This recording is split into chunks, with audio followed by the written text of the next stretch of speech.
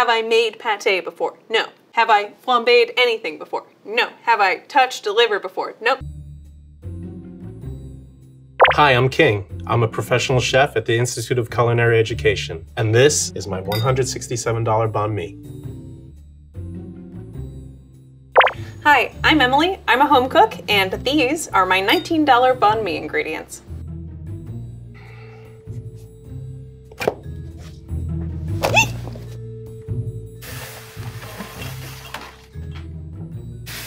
It's happening again. It's happening again!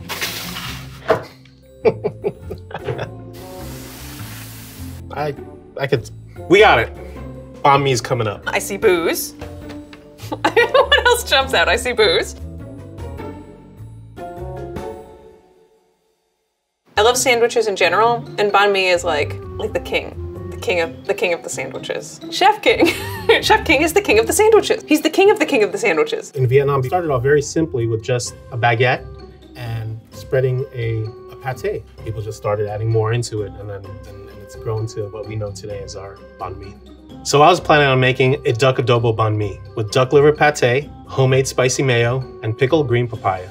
I had moulard duck legs, garlic, soy sauce, vinegar, whole black peppercorns, and bay leaves. For the pate, I had some rich duck livers, some duck fat, fish sauce, shallot and sugar, and I was gonna flambe with a nice bottle of cognac. It makes sense. We're making a fancy banh mi. I was gonna make my own homemade spicy mayo using eggs, mustard powder, lemon, white wine vinegar, and a bottle of my very own hot sauce, small axe peppers. Chef King makes this. How cool is that, huh? Smallxpeppers.com if you wanna get some.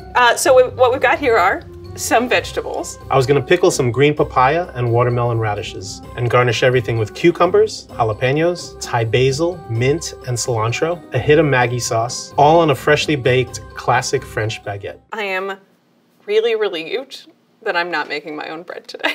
It was gonna be ridiculously good. Everything's gonna be fine. Don't worry about it. I'm not worried about it, so why would you? With Emily's recipe, I have simpler ingredients. So I was just gonna do a very sort of simple classic banh mi, pork chop, pickled carrots, mayo, hot sauce, you know, the standard. Stuff you're more likely to find in your pantry or your local grocery store. These ingredients may appear simple, but I will transform them into a yummy, delicious, tasty banh mi. If I had to guess, these ingredients will probably cost about 18 bucks?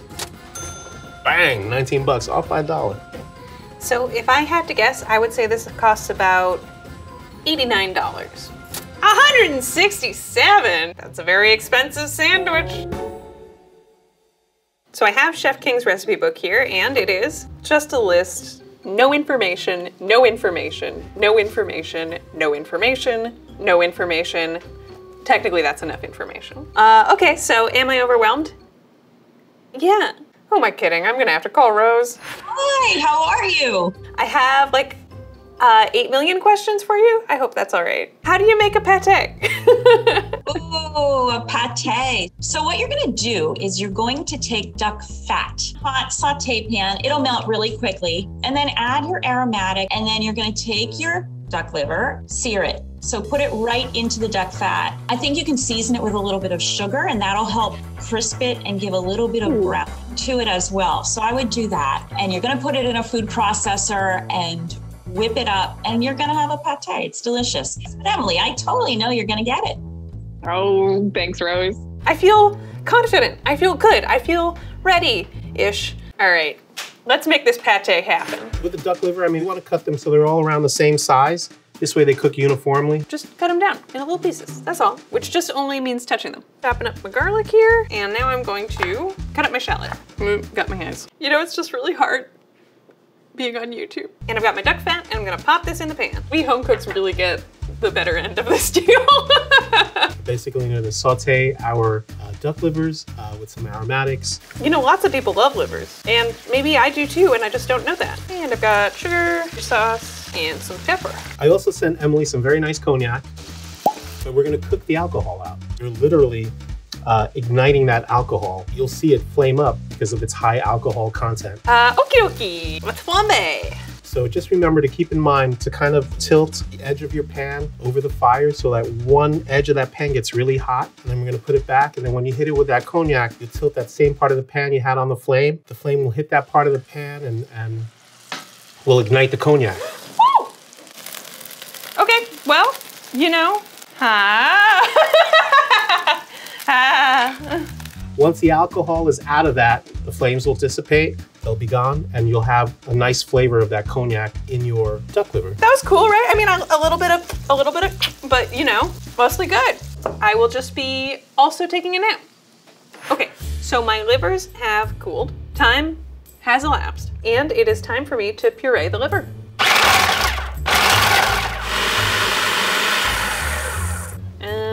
Smells good. That is a duck liver spread. Some might tell you, I can't make pate. They're wrong. I can. I've got proof. It's right here. And now to make the entire rest of my sandwich. So Emily was planning on making a fish sauce vinaigrette for her carrots. Well, now I have the fish sauce. I love it. I have my soy sauce, my vinegar, and my garlic. You know what that means to me? Soy sauce, vinegar, and garlic? That's adobo. Somehow I got my adobo ingredients. Thank you. And that's gonna be our marinade. It is time to get started on the marinade for my duck. I need 6 cloves of garlic, which I'm going to smash and peel. I am very weak in my smashing of garlic because I am afraid of knives. I'm just gonna put the top of my knife there and smash. One more time, in case you missed it, we're gonna smash. Oh, I'm gonna hear back about that one on YouTube. So I just have my garlic and my salt, a little bit of sugar. And also when it's sweet, it's gonna add a nice char to our pork chop when we hit it over that high heat. Look at these beautiful duck legs. Duck in the pot and garlic. A single but incredibly powerful bay leaf. Peppercorns. I have rice vinegar and soy sauce here. Next, I'm gonna take my vinegar. Here goes our soy sauce. A 1 part vinegar to like 3/4 soy ratio. Finish that with some salt. We're not gonna let this marinate overnight. It's gonna be a quick marinade, you know, probably 30 minutes, 60 minutes. But now that flavor bomb is gonna go with our pork chops. Amazing. And I want them to be mostly submerged, so I'm gonna grab some water. Okay, my duck is marinating. Bing, bang, boom, we're on our way to Duck Adobo Town. Pickles, it's time for pickles. I love pickles. So Emily sent me these carrots, beautiful carrots, and a jar of pickles. And I'm gonna take the power of that pickle juice and mix it with these carrots with a little help from Red Rooster, and we're gonna have some spicy pickled carrots. First thing I have to do is actually make my pickling liquid. To make my pickling liquid, I have vinegar, sugar, and salt. So much sugar, which I'm going to warm up. We'll go with medium because nothing bad ever happens on medium. Registered trademark patent pending. Okay, I think my pickling liquid is good to go, so I'm going to turn this off, let it hang out for a bit. Am I terrified? Yeah. Let's peel this puppy. Green papaya has that same texture as radish, similar to carrots. All right, this is my mandolin glove. Wish me luck. Hey, huh? That's kind of julienne. And I didn't even have to chop it real tiny myself. Emily took away my mandolin. Usually I'd use my mandolin and make these nice julienne cuts. Julienne are like matchsticks, you know? So tuck your thumb in, claw, tuck the thumb in, and boom, like you're good to go. You're not gonna slice anything off. I can absolutely see how people get overconfident and start doing this and slicing their fingers, because I am already feeling like, oh yeah, I can mandolin a vegetable. I'm gonna toss this in my bowl and do the watermelon radish. Now this is what we in the business call a watermelon radish. Chop off my little end here.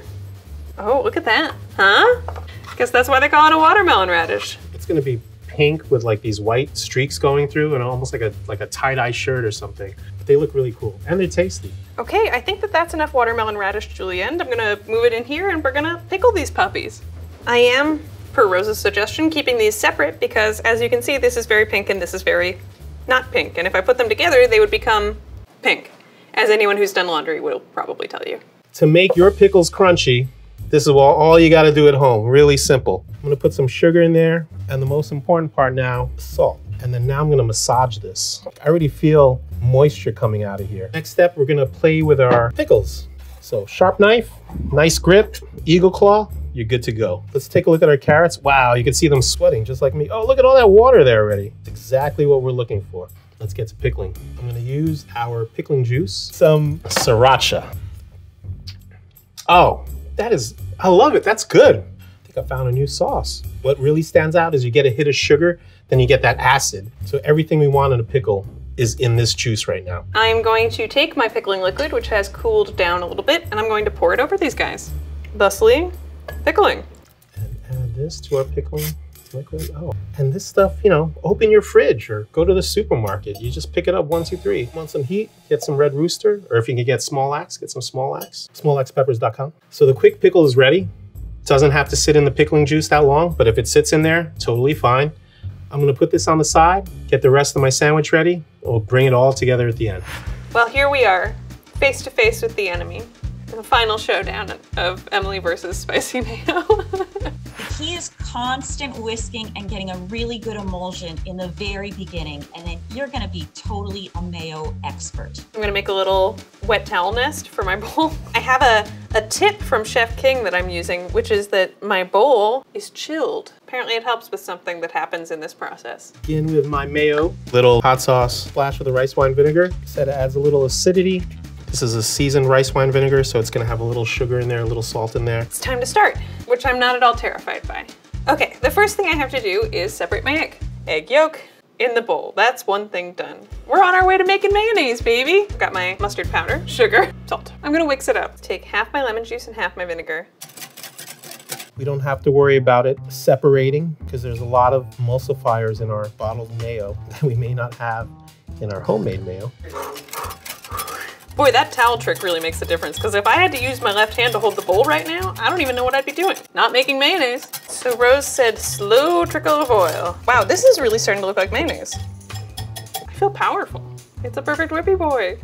All right, I'm just gonna put a few dashes of Chef King's hot sauce, which I'm very excited about. Mmm, delicious. We give pepper seeds to community gardens. They grow peppers, we buy the peppers, and we make the hot sauce. It's good stuff. So I'm pretty much an expert now, you know, I mean, made mayo successfully.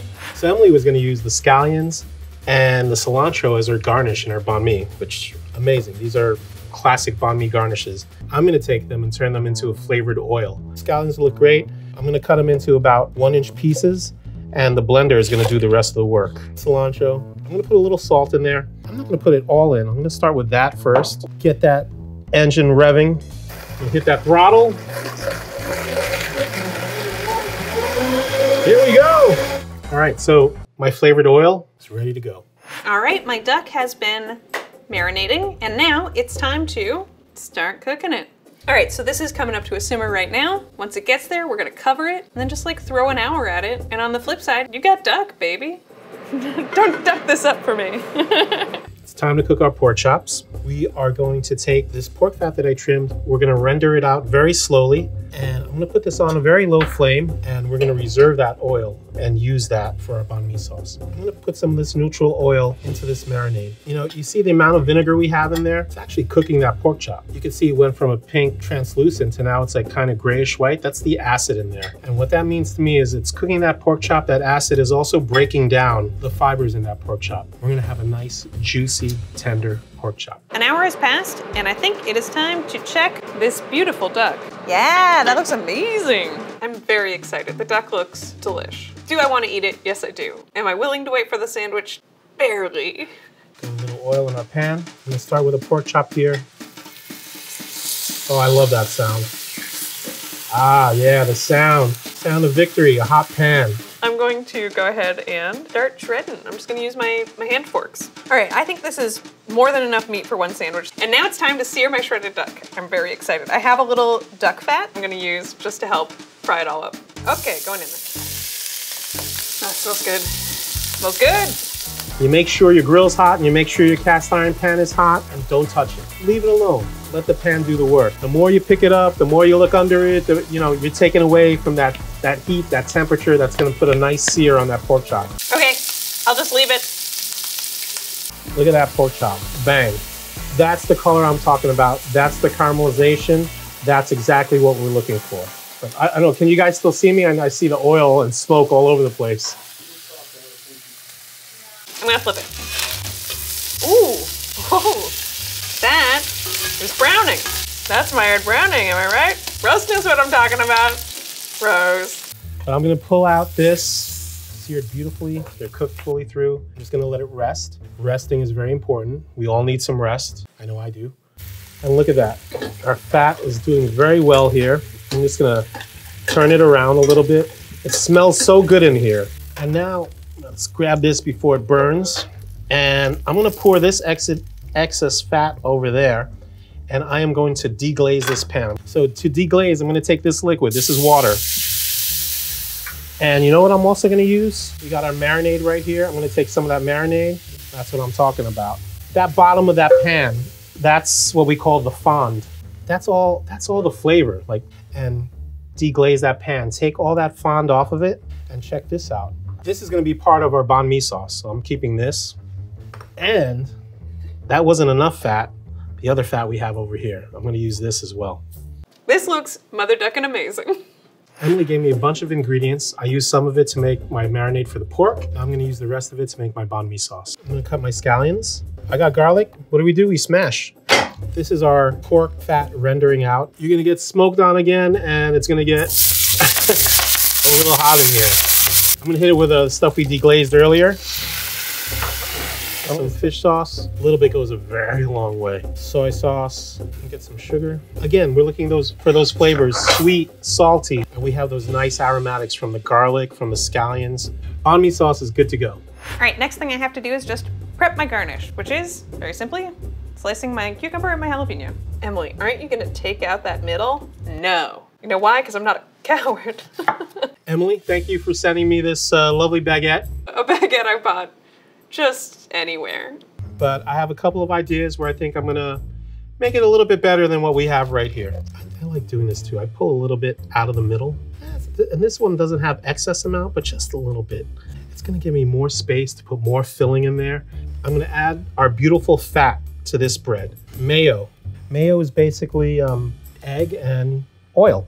This right here is what I'm talking about. This is one of my favorite tools in the kitchen, a microplane. We microplane the garlic, so it's almost this really fine kind of oil. I'm gonna spread that garlic on that bread. So think of it as like garlic bread. My bread's prepped, ready to throw it on the grill. That's a good sound. Delighted to see this bread. It looks delicious. I'm sure it's like fantastic bread. All right, I need like a third of this, I think, for proper sandwiching. Don't want to rob myself of bread, you know? Baguette is very important. Okay, bread, open. Oh, look at that. Look at that. Toast the top, you know, what we do on one side, right? Do it on the other. Perfect. Sandwich, assemble! It's time to make my $167 sandwich.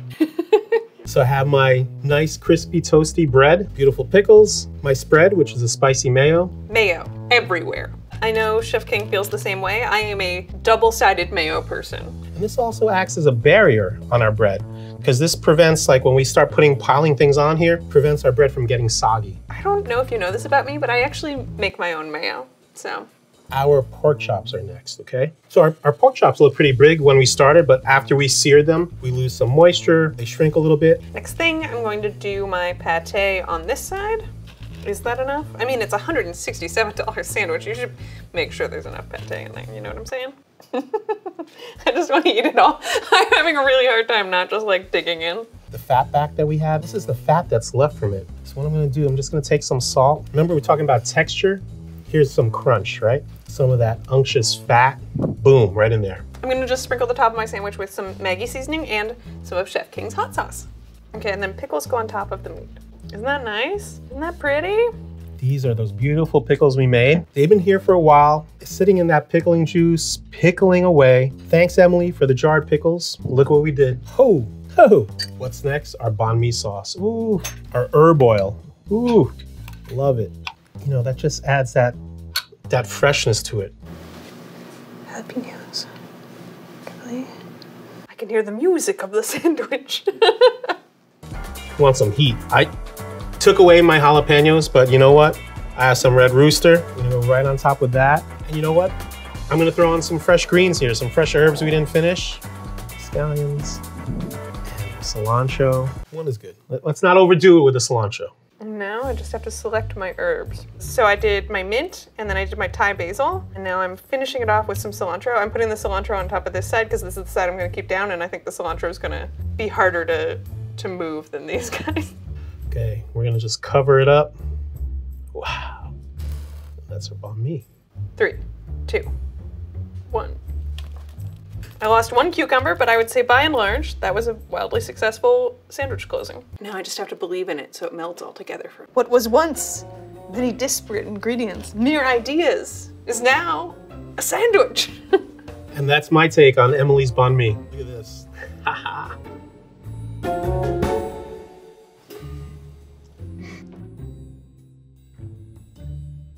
I'd like to thank all the people that got me here to this sandwich. My mom, my dad, Chef King, Rose. Cheers. That's a banh mi. Talking about those layers, they're all coming through. Hot sauce, a little bit of spicy mayo, just a little bit of kick. The duck and the pate. I don't know the words. Umami? Salty? Meaty? I can't talk right now, I'm sorry. You know what's the cool thing about this is really most of these ingredients you just find in your fridge and your local grocery store, your corner bodega downstairs. Tasting that pork chop. I'm tasting the sweet and salty sour pickles. All those sauces we put in, that herb oil. Wow, everything really just pops up right in front. And they kind of do this dance in your mouth. Amazing. It's beautiful. I can't wait to see what he did with my sandwich. Unfortunately, there's no way it's better than this sandwich. Get over here, you. Okay. Hello, hello. Nice to see you. You too. Nice to sandwich you. Yes. How'd it come out? Really good. Like good. Flippin' phenomenal. How'd the pate come out? Good. Yeah? Good. It was. I was a little worried, but it turned out great. Good. Good. Oh, I made the spicy mayo. I'd never made mayo before. And great. And your hot sauce. Oh yes. It's fantastic. Thank you. Thank you. So you like the hot sauce? Yeah, very much so. So you gave me some herbs. You know, they took away some herbs, but you left me some. But what I did was I made a green herb oil, and it just added another layer of flavor. I think I'm drooling a little. But yeah, you know, we should get together sometime, do like a banh mi party. Oh, that would be the best. I would. Like we set up a banh mi bar and like put your own toppings. You know, it's like a taco bar, but banh mi. That's the dream. That is now my dream. I didn't know that I had that dream. Now I have that dream.